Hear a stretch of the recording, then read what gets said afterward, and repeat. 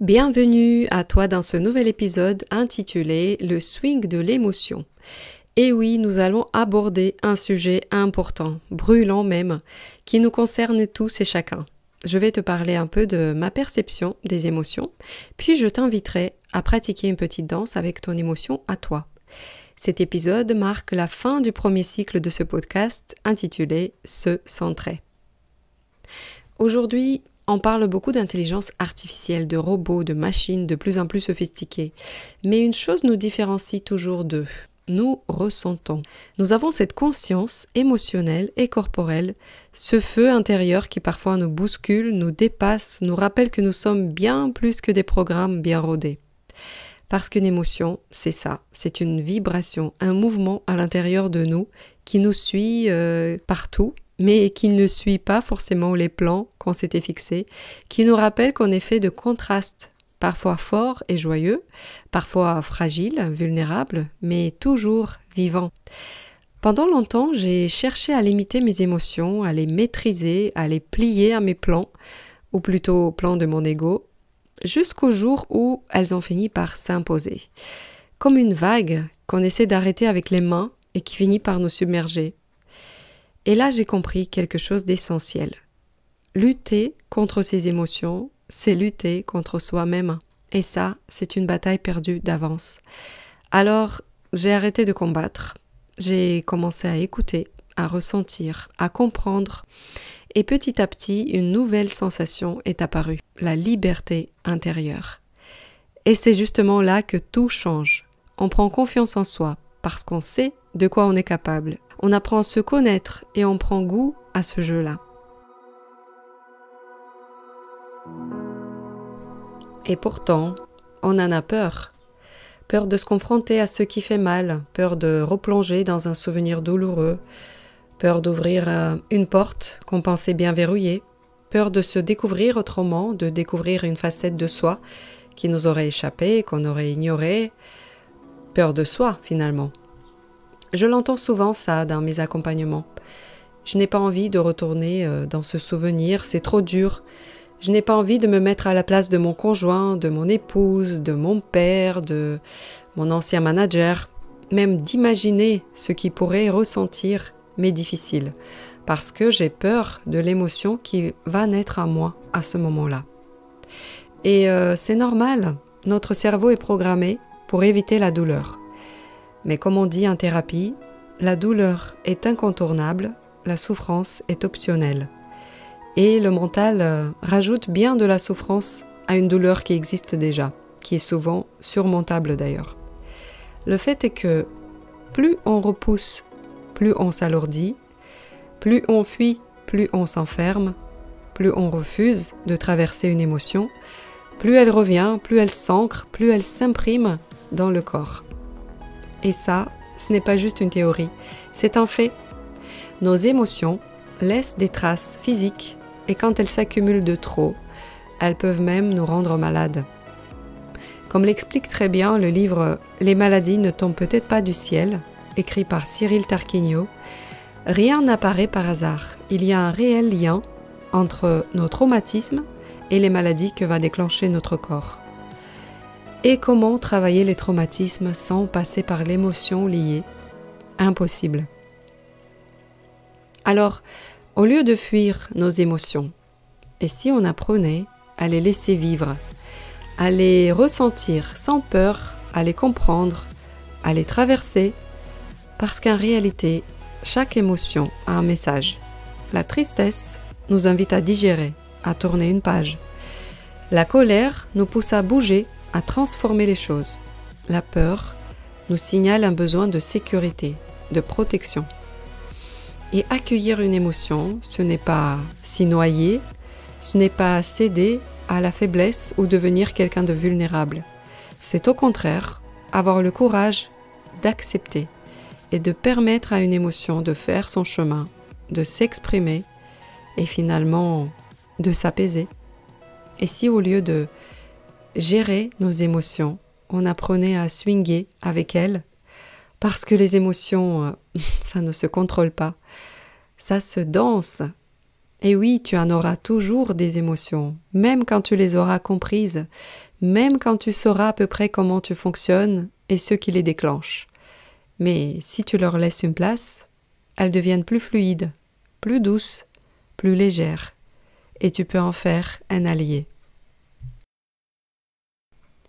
Une fois, lors d'une séance collective que j'animais, où l'on dansait nos émotions, j'ai assisté à un moment profondément bouleversant. J'invitais les participants à se connecter à un souvenir de tristesse, puis à le laisser s'exprimer dans le mouvement. La plupart ont commencé à bouger instinctivement, sauf une femme. Elle était là, statique, figée, comme si son corps refusait d'entrer dans la danse.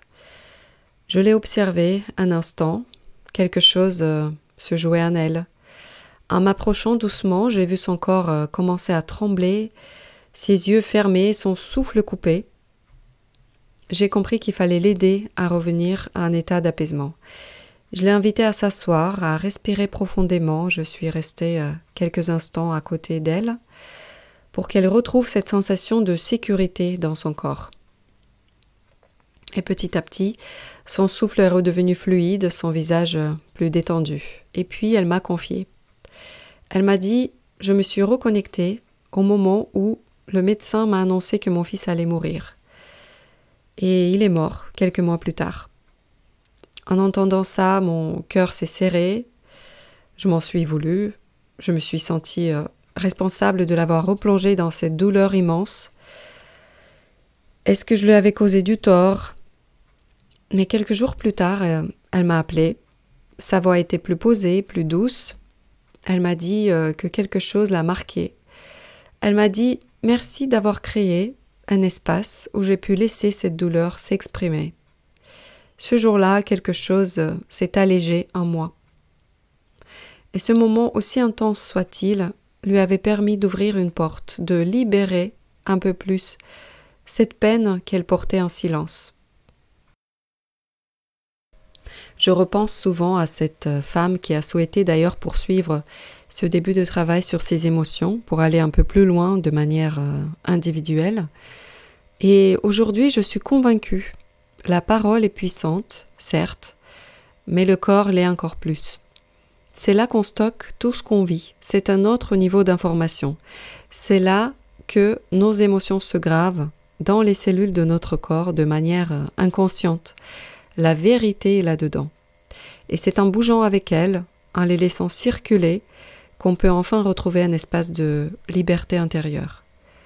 Cela ne se fait pas forcément du jour au lendemain, cela peut prendre du temps, en fonction du trauma, en fonction du choc perçu, mais l'important, c'est de se donner la permission de laisser vivre nos émotions à travers le corps.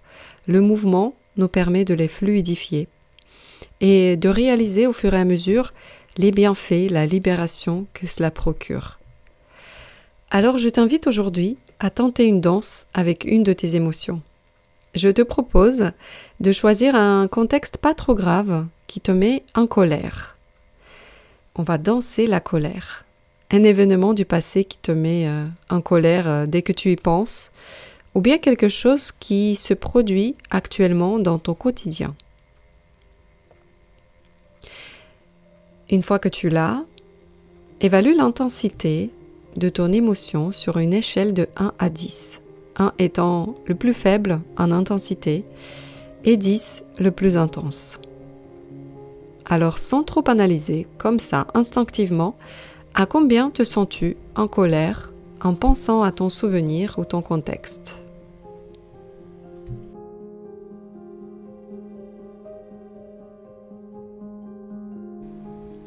Je t'invite maintenant à passer à la partie pratique de cet exercice en te mettant debout, les pieds à la largeur des hanches,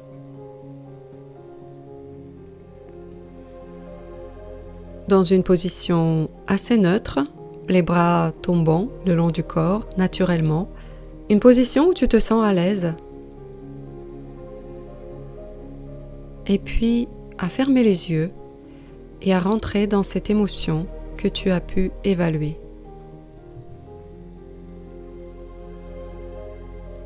Laisse-toi porter par ma voix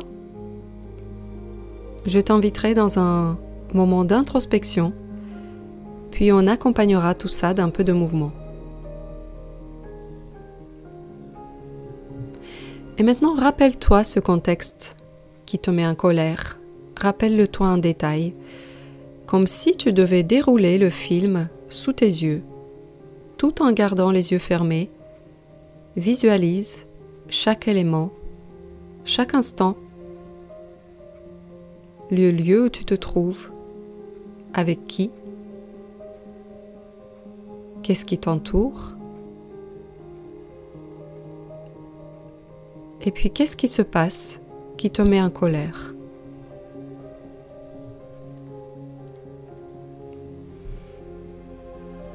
Qu'est-ce que tu entends à ce moment-là? Quels sont les bruits autour de toi? Qu'est-ce que tu te dis de l'intérieur?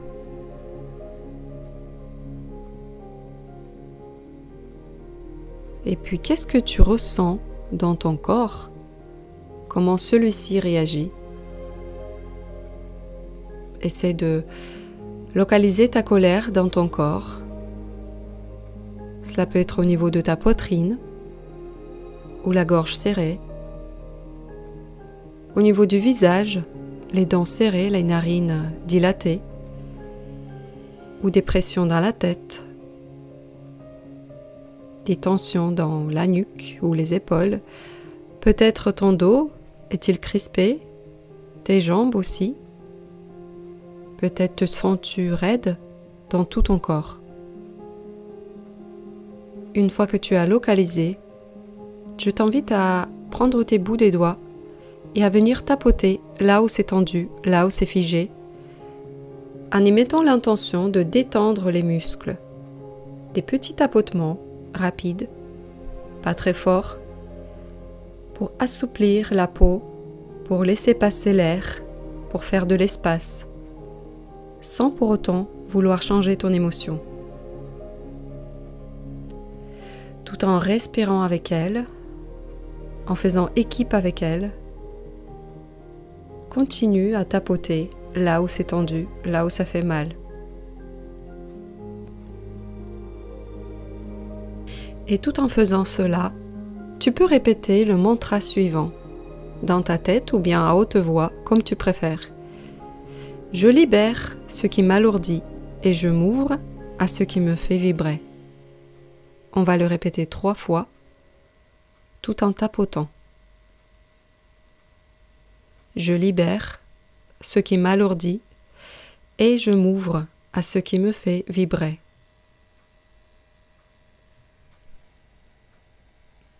Et même si ta colère est tout aussi intense, ou bien si elle se transforme, laisse être ce qui doit être. Ne lutte pas contre, reste dans le moment présent, vis le processus émotionnel. Une dernière fois, rien que pour toi, je vais libérer ce qui m'alourdit et je m'ouvre à ce qui me fait vibrer.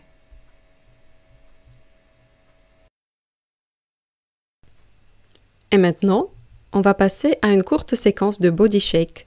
Il s'agit de secouer ton corps sur place en sautillant, en faisant des petits sauts répétitifs, en insistant sur les extrémités, les bras, les mains, la tête, un pied, puis l'autre.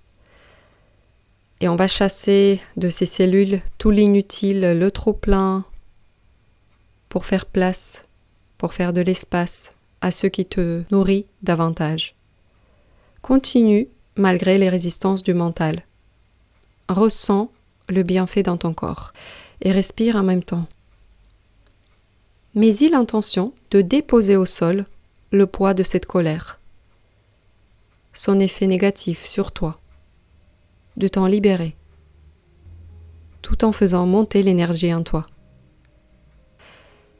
Puis arrête-toi quelques instants et maintenant mets toute ta conscience sur ton corps immobile après cette mise en mouvement. Et maintenant, tout en restant connecté à cette émotion et en respirant intensivement, Je t'invite à déployer davantage ton corps pour entamer une danse avec ton émotion. Ouvre tes bras et balance-les de gauche à droite, de haut en bas. Trouve ton rythme. Laisse le reste du corps suivre la cadence aussi. La colère nous invite à faire des mouvements francs, tranchants, énergiques, généreux. Il n'y a pas de bonne façon de faire. Ce sera la tienne. Lâche prise sur le mental s'il te produit des pensées. Laisse tes pensées repartir comme elles sont arrivées, tranquillement comme des nuages. Et continue ta danse. Déplace-toi, prends ta place dans cette pièce, impose tes pas, ton rythme. Change, reviens. Et dis-toi bien que, en faisant cela, tu ne fais du mal à personne, ni même à toi. Au contraire, tu prends soin de ta psyché. Tu libères les tensions émotionnelles et physiques aussi par la même occasion. Car tu ne peux pas changer le passé, le cours des événements, mais tu peux changer ton ressenti, ta perception, à tout moment, en fonction de tes besoins et de tes envies. Et surtout, en lâchant ta colère, tu actives ton pouvoir d'action. Cette colère peut devenir action. Si elle est entendue, digérée, dansée. Ta colère, c'est ta puissance. Ne la retiens pas, ne la contente pas. Laisse-la se diffuser, libère-la.